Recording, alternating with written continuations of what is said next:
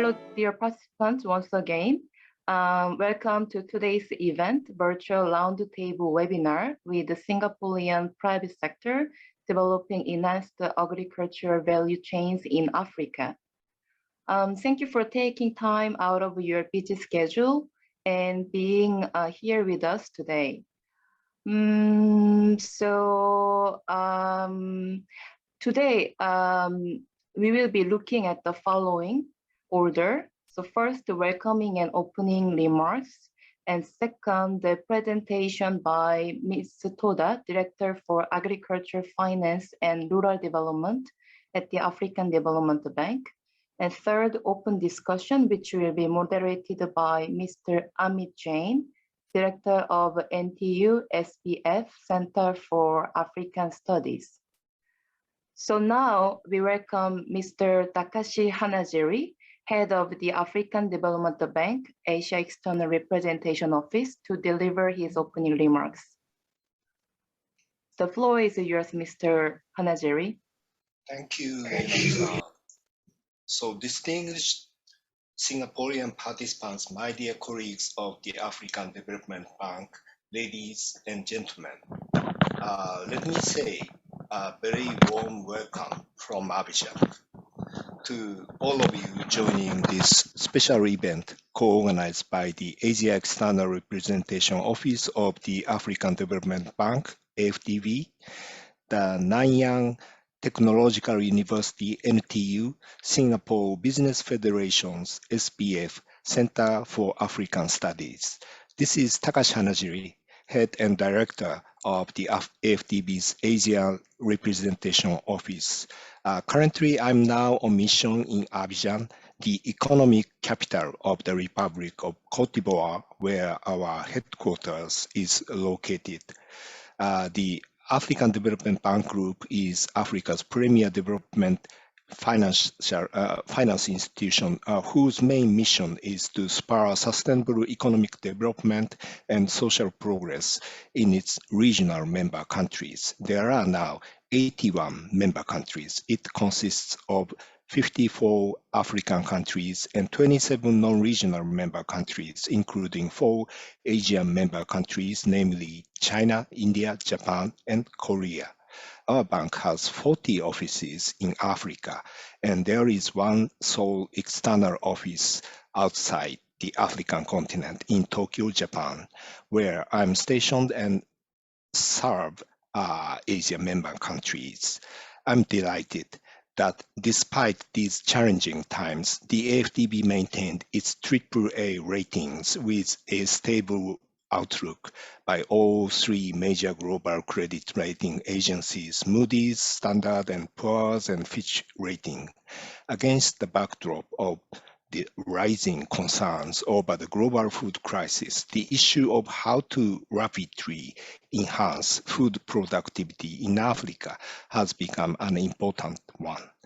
Singapore had a very successful experience in economic development and the emergence of the private sector, which provides a good template for African countries to learn from, and we hope that all Singaporeans, including the private sector, could participate in Africa's development.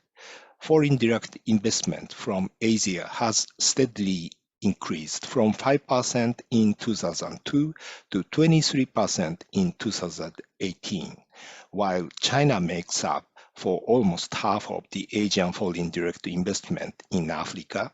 Singapore is also a major player, investing from $19 billion by the end of 2017 to $31 billion in 2020.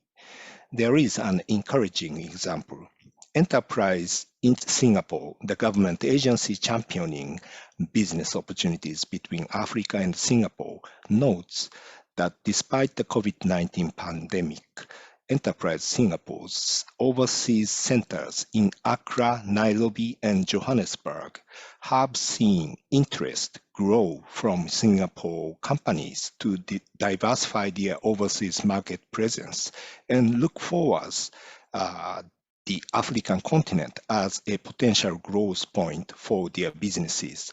Just from Enterprise Singapore's recent edition of the Africa-Singapore Business Forum held in 2021, where our president, Dr. Akinwumi Adesina, also represented the AfDB, the Africa team notes that there are over 100 Singapore companies in Africa, a number that has doubled since the last edition of the forum in 2018. It shows great foresight on how well Singaporean enterprises recognize the Africa's potential. There are many areas of expertise such as agriculture, healthcare, infrastructure planning, and urban development that Singapore has proven to excel. Africa and we, the AfDB, have been and remain open for businesses. I hope this very first time of the webinar with Singaporean partners, precisely the cooperation in the agriculture sector, will provide both parties with very good starting point of a long-term partnership.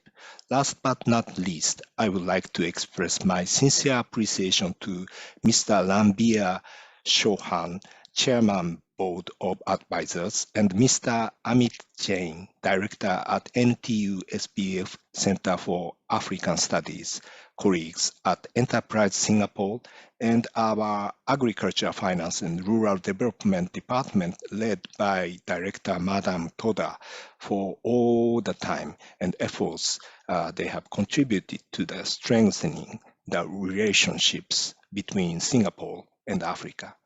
Thank you very much for your kind attention. Merci beaucoup. Over to you, Ina-san. Thank you very much, Mr. Hanajiri, for your very encouraging remarks. Thank you so much. So now I would like to welcome Mr. Ranveer Chauhan, Chairman Board of Advisors at the NTU-SBF Centre for African Studies, to deliver his opening remarks. Mr. Chauhan, the floor is yours. Thank you, Ms. Chua. My name is Ranveer Singh Chauhan.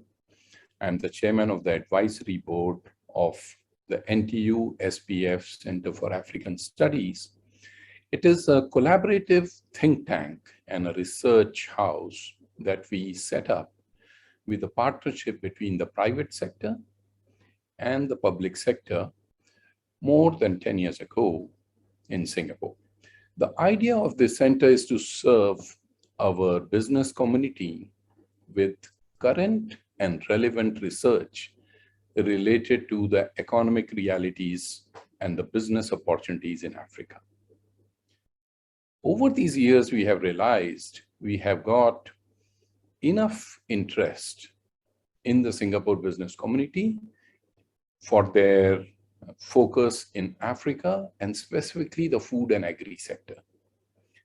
If I were to start naming the 5 private houses that were the leading contributors to setting up the Center for African Studies, 4 of them are directly into food and agri production and value addition, and 1 of them is a specialist in logistics, also related to specializing in African logistics and African agriculture produce logistics.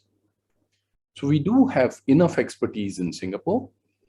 Yes, in percentage terms, I realize that Singapore's commitment to Africa compared to its commitment elsewhere is smaller. But like Hanajiri-san just highlighted, it was still $19 billion just 2 years ago, scoring up to $31 billion today. Singapore is hugely interested in Africa and in the agriculture and the food sector.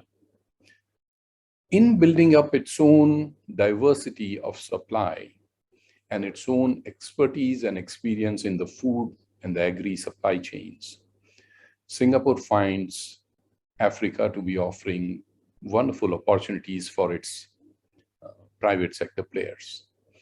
We have private sector players not related to agriculture also committing projects in this space. So I look forward to the conversation today.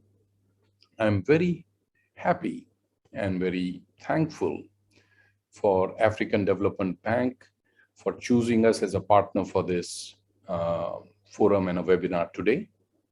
We do believe that our research, especially partnering with researchers and institutions across Africa, brings a lot of value, not just for our own community of business and corporates in Singapore, but also is potentially bringing huge value for other businesses in other regions. Ms. Chua, with this, I would like our director, a very dynamic director, for bringing together this session, as well as I'm seeing the invitees in the webinar today, many of them having a special capability in this sector and specifically in Africa, and also the corporates that they work with. I look forward to listening to them and having their views. Thank you. Thank you very much, Mr. Ranveer Chauhan, for this meaningful and also insightful remarks. So yeah, I also look forward to the open discussion session with distinguished participants. Let us move to the next part. I welcome Ms. Atsuko Toda, Director of Agriculture Finance and Rural Development at the African Development Bank, to deliver her presentation on the Investing in Africa focus on agribusinesses, enhancing agricultural value chain resilience. Director Toda, the floor is yours now. Thank you so much, Yuna-chan, and thank you, Dr. Ranveer Chauhan, and also Director Hanajiri. I really, really appreciate this opportunity to discuss and also listen to the participants. I know we have a list of participants, and also I saw that a number of those are companies that are already working and very powerful in Africa. So the idea today for this presentation is just to be a fire starter. Bring up a number of issues where we'd really like to get your inputs. Ultimately, as Dr. Chauhan was saying, the idea is to bring Singapore closer to Africa and Africa closer to the world. We see and hear about the 31 billion investment, the dynamic agribusiness sector, and we know that we can do a lot more together. So with that, I'd just like to ask us to start. The next slide, please. I would like you to just focus on the African continent before COVID. This is a slide which was prepared by our Department of Industry and Trade. And as you can see, on the African continent, we talk about Africa as one continent, but actually it is a set of very different countries, very different markets. And in that context, what we see is that household consumption, and household consumption is absolutely critical to highlight because everybody eats food. By 2030, excuse me, household consumption is expected to reach 2.5 trillion US dollars. Much of that was spent in 3 countries, Nigeria, Egypt, and South Africa. So these are the countries that are in the bunch of continental leaders. Those leaders also include Morocco and Mauritius, but we see a number of bright spots and rising stars. And these include in the north, Algeria and Tunisia, in the west, Cote d'Ivoire, Ghana, Senegal, in the east, Rwanda, Ethiopia, Uganda, and Kenya. It's very, very interesting to note that there are different speeds of industrialization and different speeds of growth. And I think when we're looking at investments and corridors, this is important to keep in mind. Next slide, please. So during the COVID period, there was a lot of impact on agribusiness, and what became very, very clear is that logistic disruptions are hugely challenging, not only for Africa, but the entire world. And it was particularly hard on those African countries that mainly rely on food imports.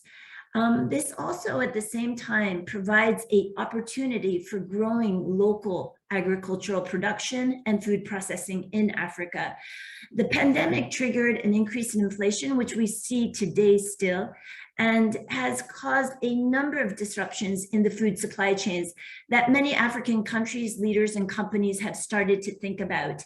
In the medium term, we believe that this has triggered a thinking around supply chain resilience, which is one of the topics that we'd like to get more of your inputs today. Companies looking at more storage, at more local sourcing, and then the importance of promoting local production and productivity. Next slide, please. Post the COVID crisis, while sub-Saharan Africa was on a slow but steady economic recovery, the Russia-Ukraine crisis has prompted again another surge in commodity prices and set back recovery for many African countries. While this surge in prices may be good for some large commodity exporters, on the whole, rising commodity prices are really undermining already weakened fiscal balances, particularly for food importing countries.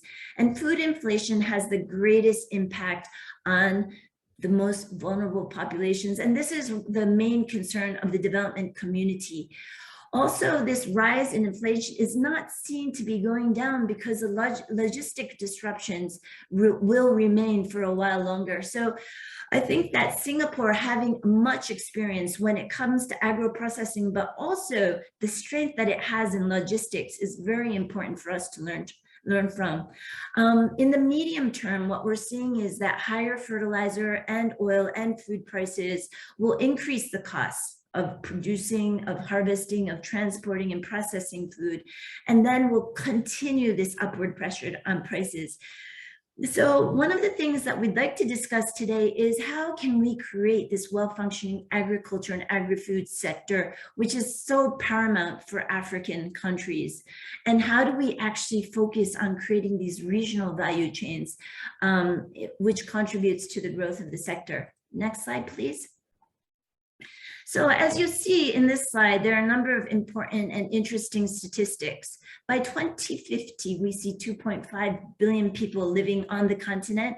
And as many people know, that there is a growing middle class, growing urbanization, which changes dietary preferences to more affordable and accessible food. Today, the total food market, and I know the people around this room would probably know much more concisely than I, is roughly at 300 billion. What we see is that will grow to 1 trillion, and that actually the demand for food will rise by more than 60% as population increases. So as I mentioned earlier, fast-moving consumer goods, particularly food, will always have a demand when populations are growing this fast. I think another interesting statistic with regards to Africa is the intra-African trade, which is increasing. I know that most of us have heard about the African Continental Free Trade Agreement. We see that the food intra-African trade, while a lot of it is informal, it continues to grow. Number two, we're seeing that exports, the share of African agri-food exports that has gone to the African Union is decreasing slowly, while exports to other markets, including Asia, China, India, is increasing. So this reconfiguration of also these value chains are really something that is coming out strongly. Next slide, please. Meanwhile, as these value chains, regional value chains grow, local markets grow, the need to actually enhance the supply is greater than ever. We have talked about the potential, i.e. that Africa has 65% of the world's uncultivated arable land.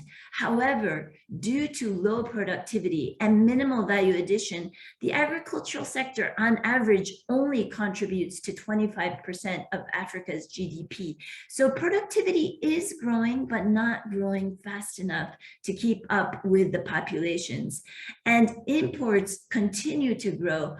We have different estimates for these imports, but our estimate is anything between 75 75 billion growing to 100 billion. So investing in transport, telecommunication infrastructure, improving access to fertilizers and agro inputs, bundling those with aggregators who can reach out to farmers, and increasing R&D should be at the top of national agendas. And this is what we're seeing, that more governments are much more conducive to private sector. Just last week, I was in Ghana as part of the annual meetings, and one of the fruit juice companies that we saw there is trying to do juice that is longer shelf life, but with fresh fruit instead of using concentrate. Again, there we saw that they use 10 acres per day of supply, and it is ever so difficult to keep the factory moving. So the question there was not about demand, but really increasing supply, i.e. productivity and more precision agriculture. Next slide, please. So to address the infrastructure gap, one of the flagships of the African Development Bank are these special agro-industrial processing zones. These are hard and soft infrastructure zones set up in rural areas much closer to where production and market surplus is available. We've learned so much over the last 3 or 4 years. Some of these lessons have been extremely difficult. However, we are continuing the drive as African countries, one after the other, ask us, how do we support them in agro-industrialization? I have on the right-hand side a couple of questions that we've learned, i.e. that it needs to be in line with government policy, i.e. have very strong political support from the top, which many times we can get. Number 2, to have private sector early on to be able to drive the design, and also to have the specifications of the private sector very clear, a very clear demarcation of on-site, off-site infrastructure, public-private, really clear demarcations.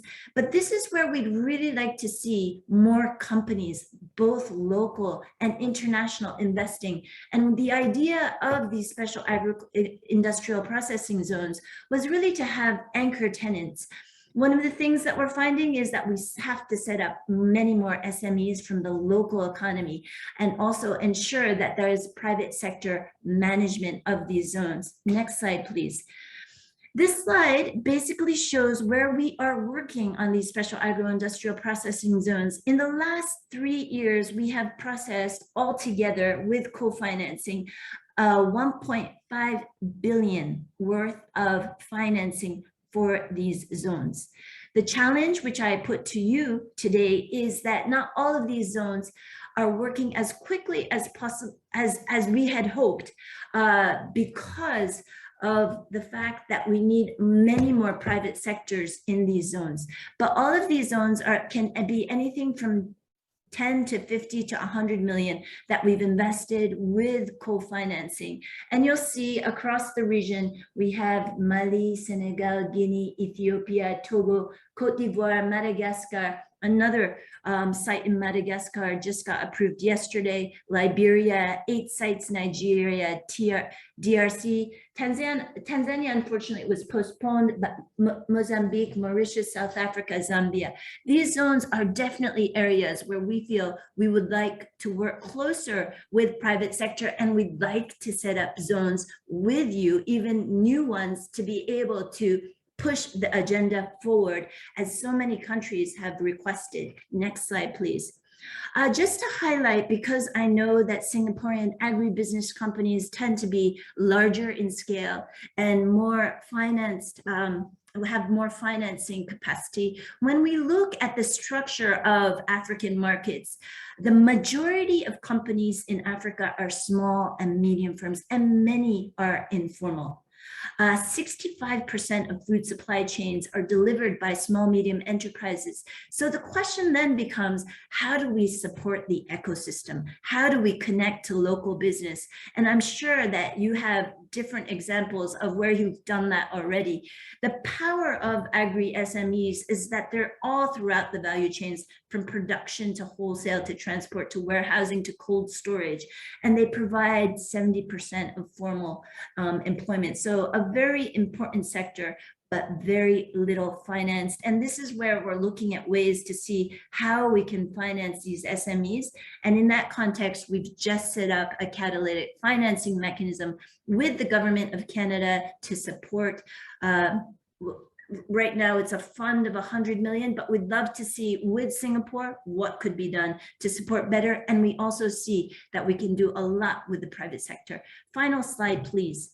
The final slide just speaks to the full suite of financial instruments that we have in terms of being able to support companies. You have everything from debt, guarantees, equity, trade finance, technical assistance. Of course, I know that a number of companies already have these kind of instruments to be availed. However, as you expand your markets, as you create partnerships, we'd really love to see how we can partner with any of these instruments, or in terms of our sovereign support that we can provide. I think for us to be able to find ways to better support and work with you will only be the best solution for Africa. So with that, the final slide, please. I'd just like to thank you for your time and really look forward to a very active your active participation in the discussion. Thank you so much. Okay, thank you, Director Toda, for this very insightful presentation. I hope all our participants now have some good information about the African food markets with the statistics, and also the African Development Bank Special Agro-Industrial Processing Zone called SAPZ, and also promotion of SMEs and financial instruments, how Singapore would help make the recovery in the African continent more durable despite the COVID-19 and ongoing Russia-Ukraine conflict. So let's turn to the open discussion session. So I will now pass the floor to Mr. Amit Jain, Director of NTU-SBF Centre for African Studies, to moderate the interactive session. Mr. Jain, the floor is yours now. Thank you, Yuna. Thank you, Toda-san. Welcome, everyone. Very pleased to be hosting this virtual roundtable with the African Development Bank. I think what Atsuko Toda presented today should, really make us sit and take notice. What Africa faces today is nothing short of an emergency. There's really no other way to put it. Throughout Africa, food prices are at least 34% higher than last year. Price of wheat is up 44% since the Russian invasion of Ukraine. Maize is 31% more expensive, corn 22%, eggs 45%. In Nigeria, the average price of a 50-kilogram bag of rice is 27,000 nairas. That's almost 18% higher than what it was last year. A basket of tomatoes costs 10,000 nairas, 12% higher. Similar story for beans, cereals, pulses, and other commodities. And now one would imagine that high prices should, be good news for the farmers. Not really the case. As oil and gas prices go up, so does the cost of transport and input. Smallholders struggle to get the produce to the market. They can't afford fertilizers. It has become 3 times more expensive. Input costs have in fact increased far more rapidly than the price of produce, making agriculture practically unviable. Where households spend as much as a third of their income on food, such price shock means that cutting down from 3 meals a day to 2, it means giving up on a healthy diet. Food and fuel price rise will increase poverty, and with that, poverty and hunger are on the march once again. For 25 years, extreme poverty was steadily declining. Now, for the first time in a generation, it is on the rise once again. 30 million Africans were pushed into extreme poverty last year on account of the pandemic. Now the conflict in Europe could push another 2 million into extreme poverty. And this does not even take into account the impact of global warming. If urgent action is not taken now, it may be too late. Ladies and gentlemen, 250 million Africans go to bed hungry every day. Food insecurity could erase the economic gains made by Africa in recent years. It would lead to instability, conflict, and displacement on a scale difficult to imagine. It is time to transform the food system as we know it, make it sustainable, affordable, and economically viable. clearly the African Development Bank cannot do it on its own. It needs the active participation of all the actors in the agricultural value chain to work in partnership. That is why this discussion is so important. Once again, I'm Amit Jain, the director of the NTU-SBF Centre for African Studies here at the Nanning Business School in Singapore. Let's get started. So what I do is I would prompt some participants with names. Others I may not, but if you do have a tearing question or an intervention to make, just raise your digital hand using the reactions button, and Yuna and the team will let you in. So on this roundtable, we have approximately 30 participants representing agribusiness, FMCG companies, commodity trading, financial institutions, academia, and even energy. We'll try to accommodate everyone's thoughts, but in the event we run short on time, now unable to do so, please feel free to reach out separately later on. So let me start with perhaps the most urgent need right now. African farmers urgently need high quality, affordable seeds, fertilizers, and input. What is the bank doing to address that? If I can put that to Atsuko, Toda, and then how can input suppliers who are here in this discussion, some few represented here, can help with that. So Toda-san. Thank you, Dr. Amit, and thank you so much. I think that was a very powerful kind of segue. We have just approved in the African Development Bank the African Emergency Food Production Facility of $1.5 billion US. This financing is really for 3 pillars: seed, fertilizer, and policy to enhance production. Almost all African countries are making requests now to access that financing, knowing that, Dr. Amit, some of the challenges that you mentioned need to be addressed. This will be provided through government requests, but of course, for all these agro inputs, there are very active seed markets as well as fertilizer markets in African countries. Thank you. So food prices are rising not only due to supply disruptions, but also by the propensity of many governments to import-export bans. And if I can be very blunt about this, some traders are taking advantage. They're cornering supplies, locking in contracts, some even engaging in holding. This is making a bad problem worse. Would anyone like to take a stab on how we can fix this market failure? Perhaps those from the industry would be best suited. I see Srivatsan from Olam here in the discussion. Thanks, Amit. And well, you really put me in a spot with a very difficult question. First of all, thanks to the AfDB for initiating this dialogue, and also thanks, Madam, for a very insightful presentation, but really to the point. Probably, Amit, I will take your first question also. I was expecting, some seed suppliers to come forward and probably discuss. So I'll take both together. Because the first one is really extremely critical, and you are absolutely right that the input prices have risen disproportionately than even the output prices are so that is making farming extreme difficult and unviable if it is not handled properly. The AfDB, yes, as being a financial institution, they have the first one to come up and set up that, approved that facility, which is a huge shot in the arm for many African governments. But the real issue is, financing is, yes, nothing moves without finance. So financing is critical. But the key challenge is the distribution. The seed and input distribution has always been a challenge in Africa, across Africa, even on normal days.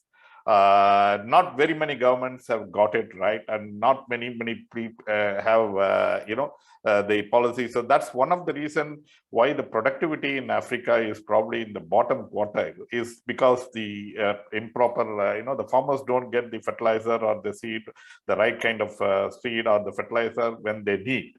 You don't, there's no point in having the fertilizer and in your godown or procuring it, but if a farmer is planting, say, paddy, for example, he needs the fertilizer on time and before the paddy is grown. If it is just even delayed by a couple of weeks, then it's of no use, and that's the big challenge. Unfortunately, while and that has become even more complicated with all the supply chain logistic disruption globally. Fertilizer movement into Africa, it's a universal problem, and it has become even a larger issue now. But so that anyway, you have to grapple with it. But the issue is, I would urge the local host governments or the players into really, on an emergency basis, put in a localized efficient distribution system, and really to ensure that the financing helps the governments to or the industry players to procure the inputs and ensure, and the local industry players along with the local authorities to really governments to ensure that it reaches the farmer on time and as they need. And I think that is one of the critical challenge, and not many people I see them talking about it, and that is to me is very critical. The second point, the traders, what you have raised is again a critical issue. But if you look at the history, this is a trader will always be a trader. Okay, so I'm not justifying that the trader should make a kind of create an advantage or use this extreme situation to their advantage. But then we have seen that happening in the past also, if you read the history. So the key is what is it, how, again, it comes back to what is it in each of the country, each of the government, each of the industry players, how do they really, how efficient is the supply chain, what is their, I know many governments build buffer stocks and, this is, I'm really narrowing my discussion to the food grains and what you talked about, wheat and some of the stuff which has gone, which is a day-to-day need for the common man, and that prices have soared in the last recent months. So the critical issue is really on an emergency basis, the governments have to intervene and do some G2G, arrangement in terms of procuring, and this one that's not sustainable, that's not long term, that goes against the free open market principle. But today we are on a crisis, so that is the only way to really directly address that trader speculation, hoarding issue which you spoke about. And some of the large governments are already doing it, but I'm sure here again, institutions like AfDB can facilitate that, and especially for some of the countries which will not be able to negotiate or in terms of financing or whatever it is. So that is one powerful way of really making, if suppose if trader is holding, say, a wheat or a rice, and a country like Nigeria, I'm just giving some an example, directly talks to their traditional import countries like India or this one, and the very news that G2G deals can happen can really dissuade the traders from hoarding and ensure that they distribute or they release it to the market, whatever they are hoarding. The other issues relating to the price rise, disruption, those are real. We cannot do anything at this hour, But what I would urge or I would expect from here is Africa as a continent and all the stakeholders involved take this as a huge wake-up call and really refocus our energies and this one in really increasing and doing the basics and increasing the the productivity and make Africa as a continent self-sufficient in food production. Thank you, Sri. Toda-san, would you like to respond, or is there something that you might want to add? Thank you so much, Dr. Amit. Thank you, Sri. And thanks for all the work that Olam does. It's fantastic. And really, I think in terms of bundling services and getting agro inputs to the farmer on time as an off-taker, your work is tremendous, and I cannot agree more. The emergency facility is an injection for 2 years so that governments can have access to seeds, fertilizer. And as you know, there are different parts of of Africa. West has much more government tenders of fertilizer, whereas in South, it's much more privatized. So I think for companies, there's going to be different ways of intervening.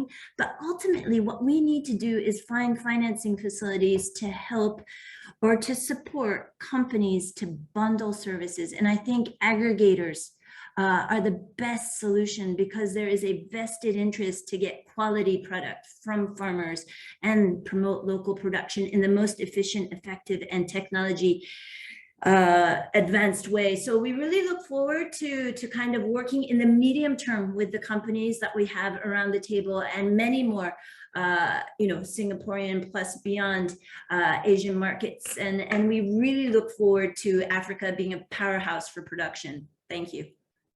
That gives me a great segue into this next question, and we have a representative here from Kenya. This is Bidco. It's East Africa's leading manufacturer of FMCG goods. They do everything from edible oils, hygiene, and personal care to food. And now, perhaps he is the best person for me to ask this question. Is that African agriculture is characterized by weak intersectoral linkages, market and institutional failures. Countryside smallholders get low farm gate prices for their produce, yet consumers in the cities have to shell out a lot more. Now, how do we bridge this conundrum? Vimal Shah, welcome to this roundtable. Over to you. Thank you, Amit. Good afternoon, good morning, everyone. I think the facts are there. I mean, the fact remains that there is still massive demand for a lot of products. The question is who is supplying it. And I think when you look at the fragmentation of industry, fragmentation of the value chain, that's probably the biggest option available for a lot of players to play in that space and bring it all together. Because I think full value chains from end to end are crucial to be able to say, can we bring them and make them better? So I think the opportunity lies in for people to connect the entire value chain from farms right up to processing, right up to finished products, branded products. And I think the fragmentation, every country wants to sort of sort that out and see how do we do this. But everywhere they create silos, and the silos create profit centers. And then obviously we've got a lot of free trade areas. So you get a lot of importation of finished products coming from subsidized countries. The access to finance, like we said earlier in the discussion, is the biggest issue we need to resolve. And I think there's lack of capital being funded for the right projects. The funding is going to various silos. So you need to have a full value chain approach. That's what Africa needs right now. Thanks. Thank you, Vimal. Toda-san, any tearing questions that you have, please, feel free to interrupt me.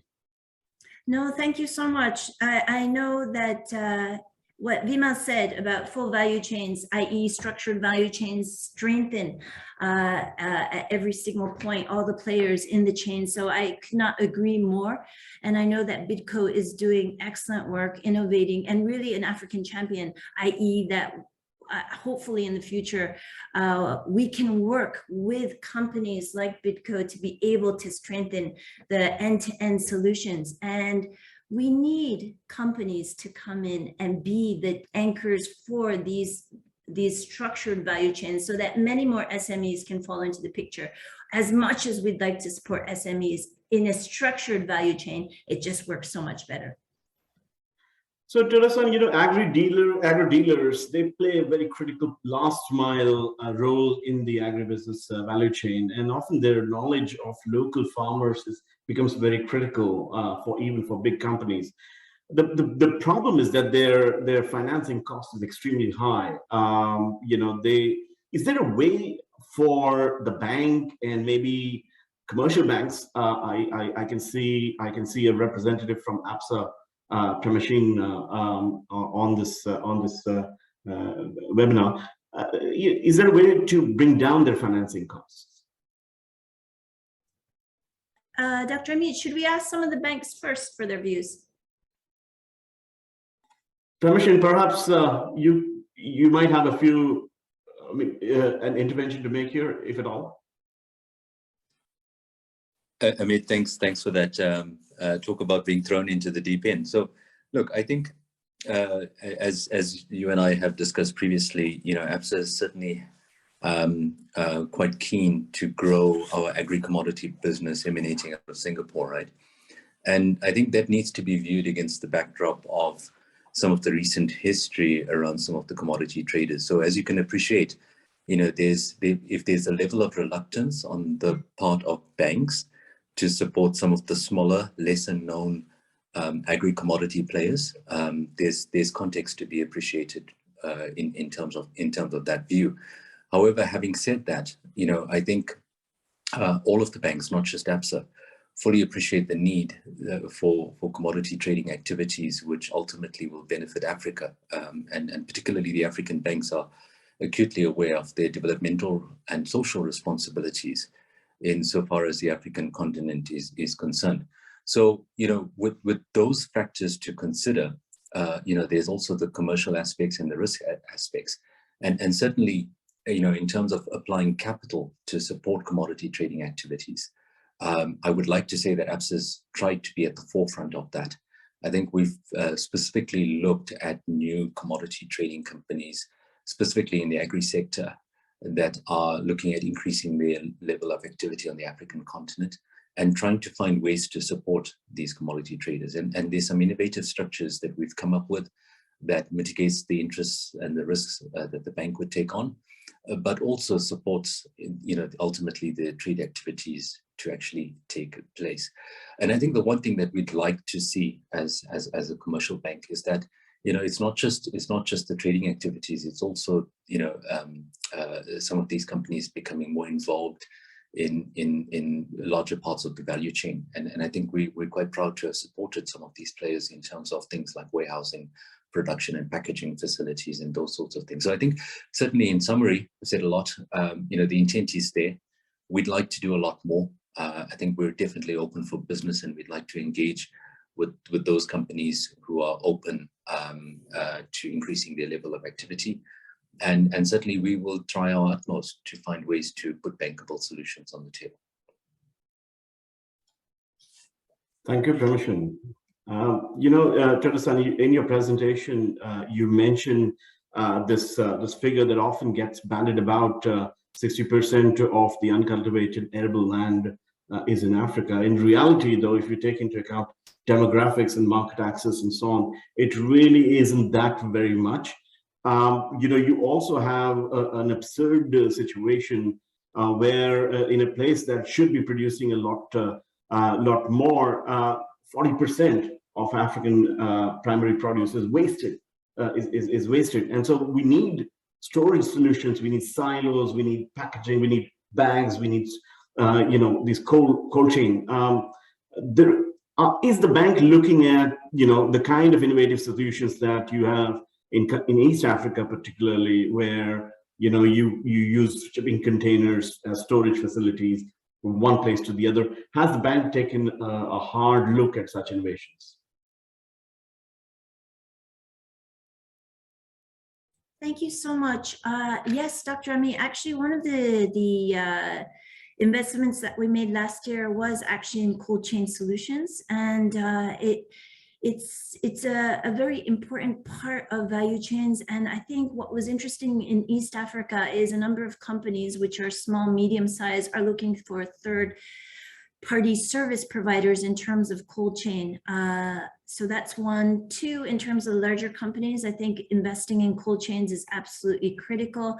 And in terms of focusing on FMCG, the cold chain solution is important. And there are a number of more climate-friendly solutions that are available. So that will be interesting to watch. I think that will be a sector that takes off, and we'll hope to look in other parts of Africa. I'd just like to also quickly just touch upon what our colleague from ABSA said, Dr. Naidu. It's really good to that commercial banks are making the effort to create financial products that are more suited towards the different parts of the agricultural value chain, and excellent to hear about the work that ABSA is doing.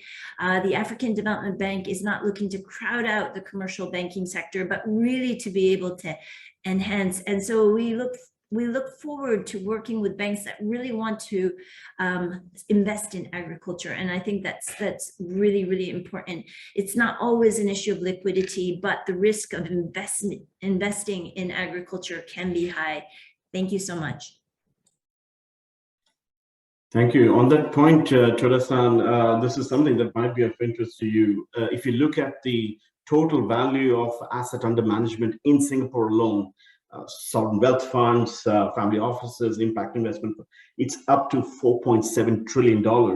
And now, even if the bank could mobilize a small fraction of that with the help of our partners here, the Singapore Cooperation Enterprise and Temasek and GIC, that would be a huge, potentially could be a big shot in the arm for the bank as it tries to go out to the international market to raise greater finance.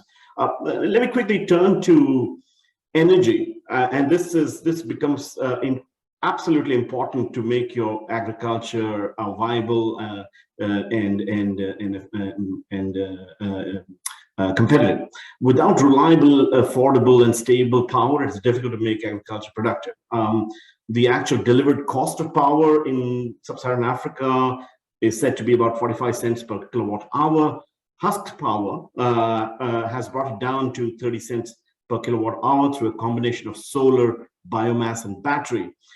At the height of the pandemic, it launched a batch of 6 mini grids in Nasarawa State in Nigeria. It plans to build another 35 this year, and perhaps the ambition is even bigger. I'm pleased to have William Brent, the Chief Marketing Officer of Husk Power here. Welcome, William. Can you explain to us the importance of microgrids for the transformation of agriculture sector and your ambitions in Africa?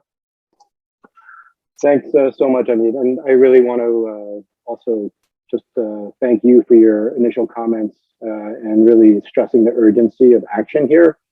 And I'm very honored to actually represent the solar industry here in this conversation. I think it's often a linkage that's overlooked between energy and agriculture. Kudos to the African Development Bank for making both eradicating hunger and energy poverty two of your top 5 goals. I would love to see even further collaboration within the bank as well as others in those 2 industries to encourage even more cooperation.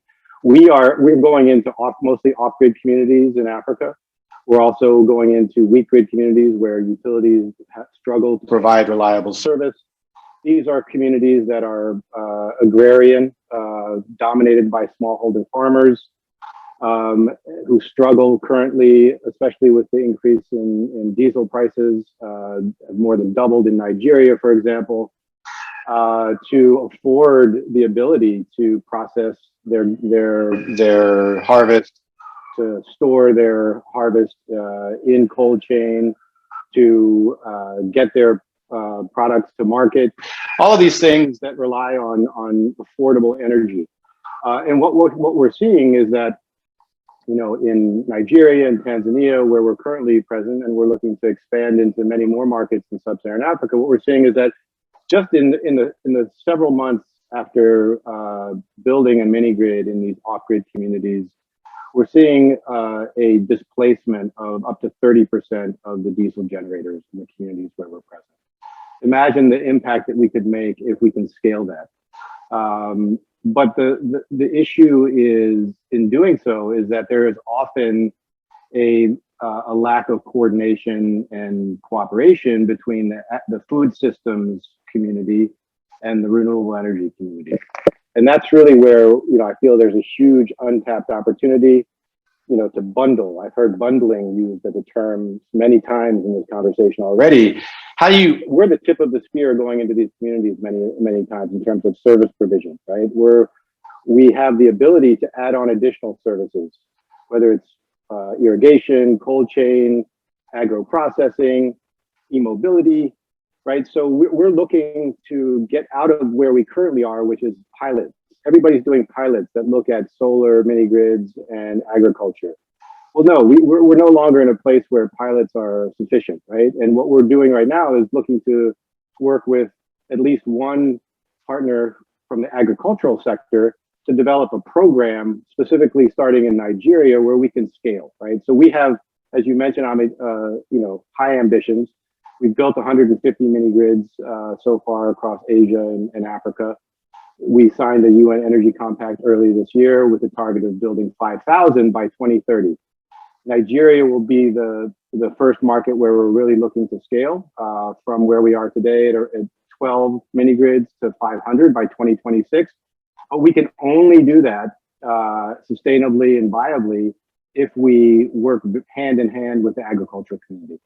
And so that's why we're trying to put together a program focused on Nigeria that works hand in hand with an agricultural partner to identify first and foremost what the opportunities are, how to sequence them, and then as we're entering new communities, make agricultural productivity and scale part and parcel of what we're trying to do. So, as I said, I'm very thankful for the opportunity to be here today. I look forward to working with any of the participants in exploring opportunities, including the African Development Bank. So yeah, thanks very much, Amit. Thank you, William. I'm sorry, I wasn't able to see Dr. Saikat Chaudhary raising his hand. So Dr. Chaudhary, you wanted to make an intervention. Please go right ahead. Thank you, Amit. I just briefly introduce what I do.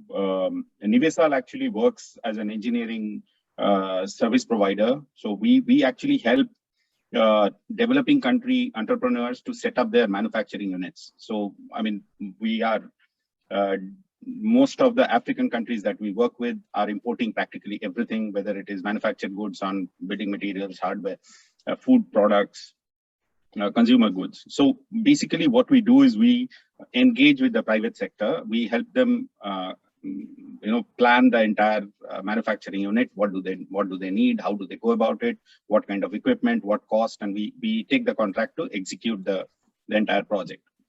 So the main difficulty that we see today is because we are more in the engineering, so we work with the private sector. So people come to us and say, okay, I want to set up, let's say, a unit for pasta, or I want to produce tomato paste in my country. How do I go about it?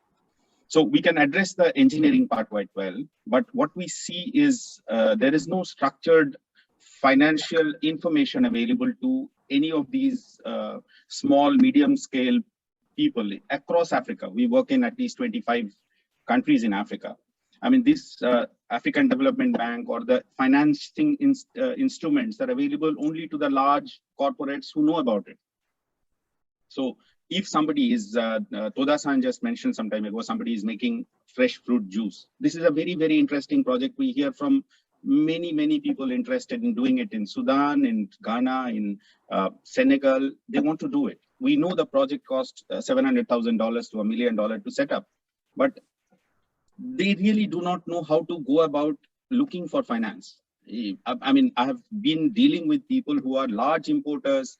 They are individual traders. They have not much information about how to set up a factory, but they don't even know that they have an access to, let's say, African Development Bank or for any bank for that matter. So this is an issue. If it can be addressed, I see a huge opportunity for developing small and medium scale industries across Africa, which I think is a need of the hour, because that is probably the stepping stone to bigger industrialization, developing your, let's say, your employment. So as we discuss about manufacturing sector growth, agri processing is of course part and parcel of the game. We work on a, let's say, a manufacturing sector development. We do work with some governments and we get requests to provide technical services or assistance on developing, let's say, a project for handling a particular product. But I see there is a tremendous need for a structural information. And if that can be addressed, I'm sure that would help a lot in terms of developing the local manufacturing industry across Africa. If anybody would like to comment on this, because this is an issue which I keep discussing at different points, that every government has a technical, or let's say a foreign investment development cell. They go around looking for investment across the world, but actually they help nothing in terms of developing their own local industries. A local person is trying to set up a small factory to, let's say, process a local commodity. It's just not there. There is no technical information available. There is no structural finance available. So it is again cornered by few large manufacturers, few large corporates who know how to go about it. And the information available down the line only will help developing the local small scale industries. So this is where if there are such information available, which is not known to us, if we can develop, send this information down to the grassroots level of small entrepreneurs and what are the options available to them, that would help quite a bit. Thank you. Thank you, Saikat. Toda-san, anything you want to respond to that? Yeah, no, I cannot agree more with you, Dr. Saikat, actually. And, some of the investment officers on the team are here. I see Nanette, Charles, Aaron, Kaz. And the thing that we face on the ground is exactly what you say, Dr. Saikat. The fact that is we see a number of very interesting companies that we would love to finance, but in terms of governance, in terms of financial information, in terms of, management capacities, and just to be able to do something which is bankable. So much business information, market know-how is there, but at the same time, for us to be able to bank it, it's extremely difficult. So really to try to be able to link the actors in a systematic way to have access to the type of services that you're requiring, and for advisory to really support companies to bankability would allow us to do more, would allow ABSA to do more. We'd love to do more. And there are so many worthwhile companies, but we're not able to just because they don't fit our eligibility requirements. And we have to get to a better place and in a much more systematic fashion. And I really hope that some of the capacities that we're seeing around the room today can be put together so that we can do more to reach more clients. Thank you. I see Vijay Abhinav from AgriCorp on this roundtable, as well as Dr. Dinesh Chauhan, who works with farmers in India, and perhaps their experience would be quite valuable to draw in. My question to either of them is that, input dealers typically receive incentives and which are based on volume-based discounts. Can we think of moving them to cross-selling other products, and could that bring about a change in the distribution change, a behavioral change in the distribution chain? Yeah. So hi Amit, am I audible? Yeah. So thanks a lot for inviting me to this roundtable, and very good afternoon here from India to Toda. So I am Dr. Dinesh Chauhan. Spent almost around more than 2 decades of work experience in various parts of across the world and in various stages in value chain, right from production to processing to marketing. Currently, I am here representing Dehat, which is the biggest full stack technology platform working in India. In India, we are currently working with more than 17 states in India. And the model is like we are present right from seed to market, connecting farmers to the market. So what we do here in India can actually replicate it in Africa.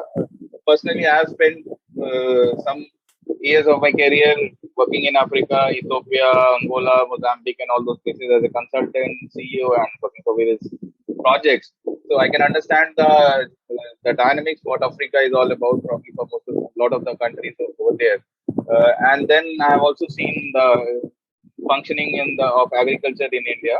And what we do here in India is that largely they have worked with small and marginal farmers, right? And then you see the challenge is like to improve ultimately the productivity and profitability of the farmers, right? So if what Africa is today, probably India was in 1950s or during that period, right?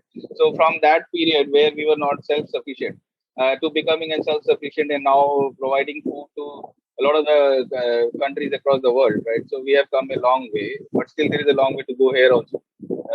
But then the availability of inputs, as we were discussing, is one of the biggest challenge. And what Amit was saying that how we are going to manage the dealership and network in agri inputs market. So what here in India we are doing is like we are finding entrepreneurs from these small and marginal farmers, and then we enable them with our food stack technology platform. We offer all the services right from the agri input, seed, fertilizer, pesticide, right kind of advisory, localized advisory, and then we also connect them to the market, to the various output buyers. And we also offer them finance through various financing institutes as well. And we also offer some of the very valuable products to the farmers like crop insurance and then probably seed insurance and all. We are bundling all these products to these farmers. And what we have seen that this has ultimately helped them to increase their realization roughly to somewhere around 35 to 50%. And this has all happened because we are basically currently working in a phygital model where we have got physical stores, and then we are also connecting digitally with all these farmers and stores. Right. So we have got digital solutions for farmers as well as for micro entrepreneurs. Then there are value chain partners who are also digitally connected. We also give the visibility to all these agri input players right till the farmer level, right? So probably currently what happens in the typical value chain that agri input players will manufacturers will have visibility only till the distributor level, right? Post distributor level, you cannot have the visibility how your product is performing and where it is actually being used or consumed. Whereas when our micro entrepreneurs are actually digitally connected with POS machines, and each and every transaction is being recorded and that POS machine with the farmer level data. So that helps them to have a better visibility, transparency, and help them in making the better decisions. And we are in a process helping farmers to provide the genuine inputs at the field level because there is a lot of spurious material which is moving in the market, right? And with the genuine price. And we are also doing hyper local services even at the field, at the village level currently, right? So today the farmer can place his order and get the agri input delivered within 24 hours. Same goes with our micro entrepreneurs also. So they also can put their order on the digital application and the input is delivered to their place. You see, these dealers and distributors don't have much of an idea like which SKU to buy, which to sell, and what to do the business planning and all those things. So probably we help them to do the business planning also, which helps them to run their business effectively. So this way, this business model becomes sustainable for them also. So this is how we are doing it here in India. What I will suggest is that we are exploring Africa probably, and then this model can be very easily replicated. Currently, we are like touch basing roughly to around 1 million farmers here in India. And our strength is basically the presence on ground, right? So we are working very closely with the farmers. Typically, currently we are having more than 2,000 people working on the ground. So that is one of the major strengths. So probably this is how we are doing it. So this is the thing. We will definitely love to explore some of the regions in Africa where we can actually demonstrate with the help of ADP and all those partners also. We can do that. So that is all what I can say from there. And definitely, this is the only way out. I feel that unless you give end-to-end solution to the farmers, right, this cannot be sustainable. Right? So, like for example, in India, we are having FPO. right? So the government of India is promoting 10,000 FPOs, farmer producer organization, to pull the benefits of collective farming and all those things. So something similar has to be done in Africa as well, right? So farmers have to come together at the places where they are very small and marginal. Okay, for the large corporates, there we can have large landholders. Right, Dr. Chauhan, thank you so much. Perhaps you can take this up bilaterally with Toda-san later on. But thank you so much for your input. I see the a colleague of yours, Toda-san, Dr. Yang Liu, the principal research economist. He has raised his hand. So please, by all means. Hello, good morning, good afternoon, colleagues, Dr. Toda and Dr. Jain. So my name is Yang Liu. Actually, prior to ADB, I have worked with National University of Singapore. So yeah, that's why just for my personal priority, I'd like to participate in this video conference and yeah, and quite interesting discussion actually. So when I worked in Singapore, I have been working extensively with Energy Market Authority and MTI, Ministry of Trade and Industry. So I do see, a lot of successful stories there. The government introduced some kind of super aggregator structure to flow project equity capital and capacity building resources to small and medium-sized companies.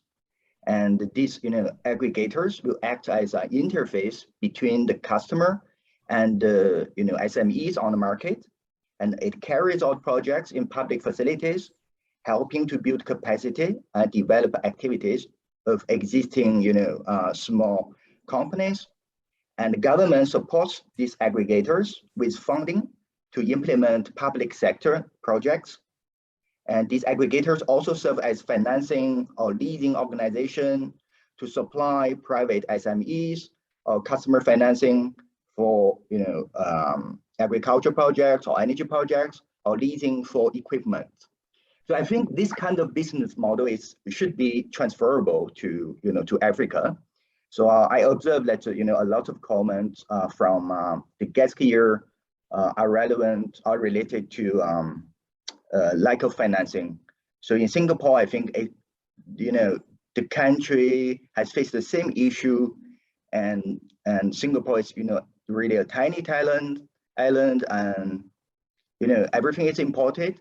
So a lot of successful stories are also happening in Southeast Asia, in other countries, and where Singapore is very, very well integrated. So my question, maybe a little broad, is how Singapore can participate in this value chain of the African market. As we all know, Singapore is far. Singapore market is small, given its nature, geographical nature. But Singapore is financing hub and quite integrated in ASEAN market. So how do you see this flow between ASEAN market and African market? So I do like to get a bit of science from your side. Yeah. Thank you. Thank you, Yang Li. This gives me a great segue into talking about here at Nanyang Business School, we have a multi-million-dollar facility called the Singapore Agri-Food Innovation Lab.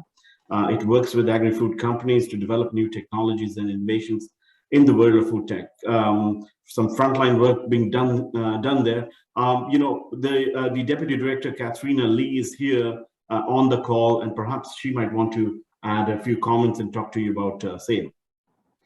Thank you, Amil. Can you hear me? Yeah.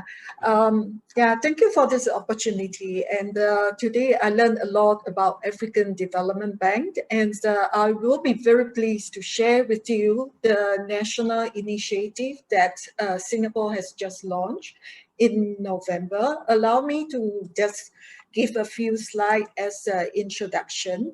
As what you have mentioned, that a lot of this initiative right now is a worldwide problem. And what Singapore do is that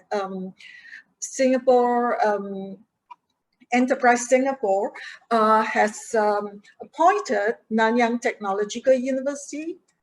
Is this on the slideshow. Well, we can't see it yet, but we can, perhaps just verbally talk about it. Maybe. Yes. Are you It's able to appearing. see it? Yes. Yeah. So Singapore government have launched this national platform, which is currently the Secretariat Office is managed by Nanyang Technological University.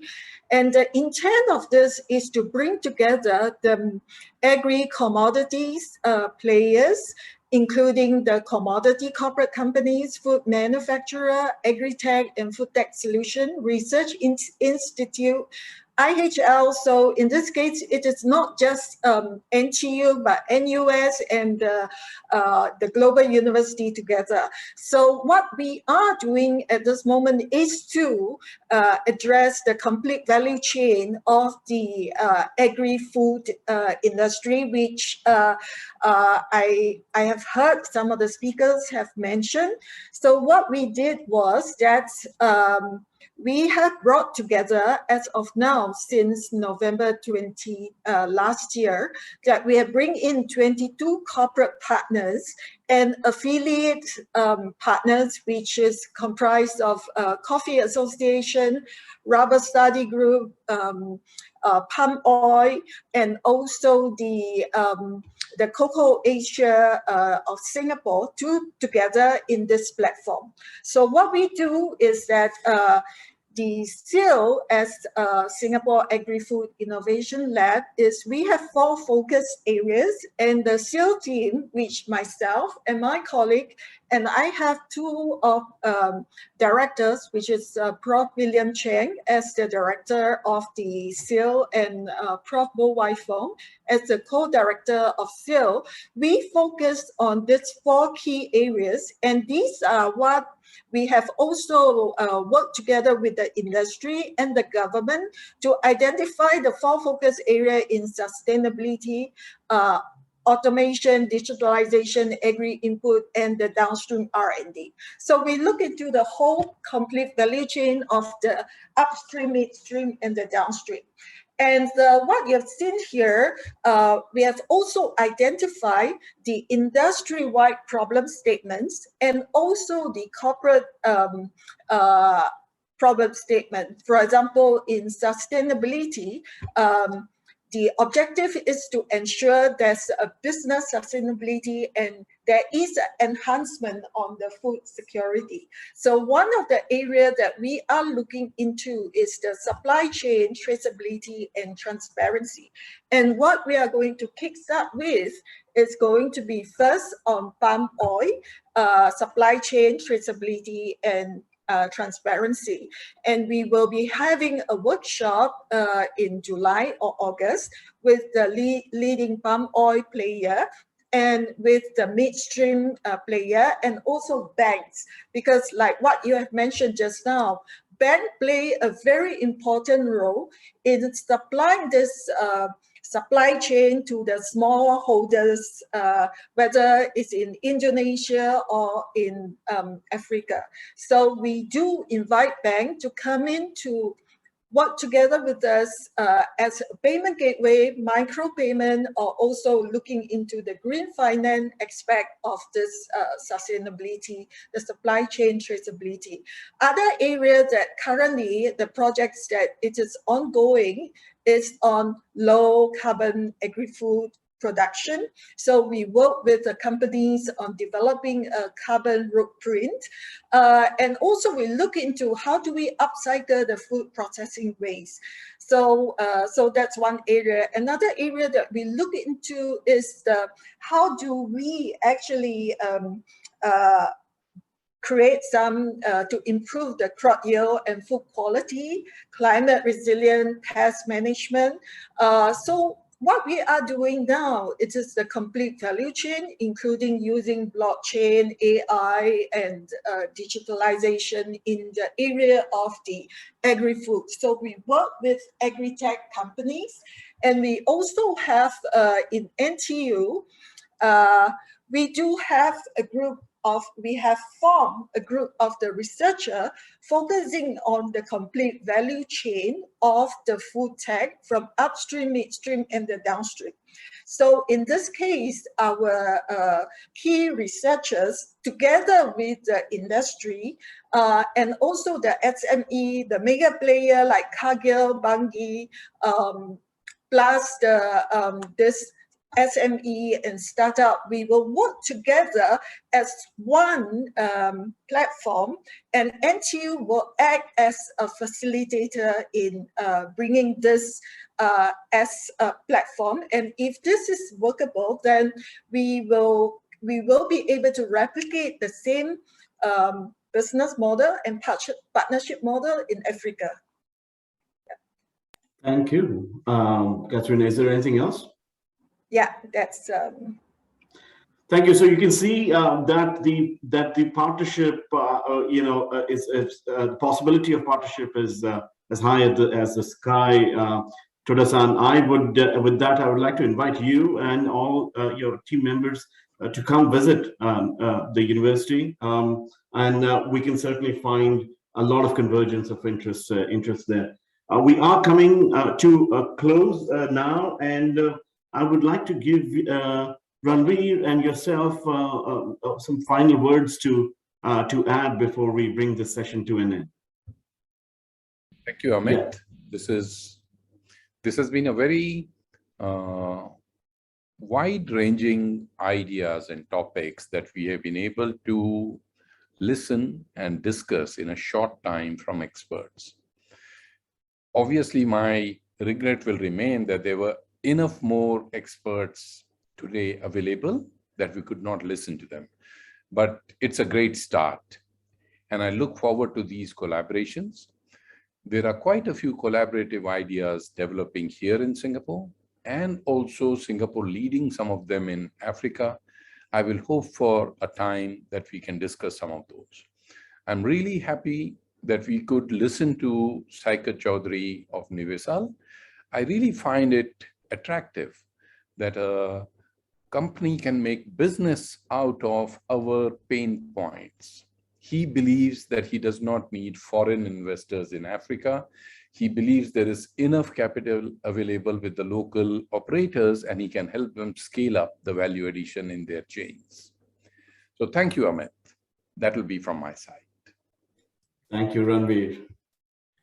Thank you so much, Dr. Amit and Yunachan, who really worked hard to organize this. And for us, it has been a tremendous honor to have all these companies that are working in Africa or working with Africa on this platform. I really look forward to partnering with Singapore, particularly NTU, and I love what was just shared on the Singapore Agri-Food Innovation Lab, because I think you've already have something which brings together the players. And by working together with you, with the companies on this platform, we can do much more.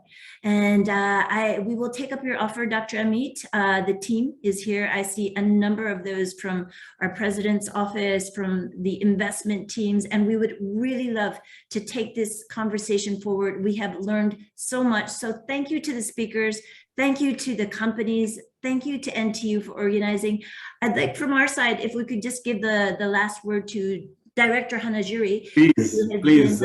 Helping us from the Tokyo side, from the Japan office to support. We look forward to the future of this collaboration. Final words from Hanajiri-san. Thank you very much. This is very kind, and I'm truly honored. So as I sincerely expected, this great event became a very good starting point for a long-term relationship. And the AfDB is offering lots of opportunities, including the, how can I say, very state-of-the-art event named the African Investment Forum, AIF, which is to be usually organized at sometime November, and we will keep letting you know. And it will provide a tremendous opportunity for the various sectors and the private sector investment for the also the procurement opportunities. So yeah, and of course, above all, the agricultural sector would be a very important part of these events. And actually, the last time, the director, Madam Toda, chaired one of the boardroom session for the specific agribusiness project. So I will stop here. So thank you very much for this great event. And yeah, please keep in touch. Thank you. It's truly been an honor. I can't thank everyone enough. Yuna, you have worked extremely well with me on this. Toda-san, thank you for partnering with us.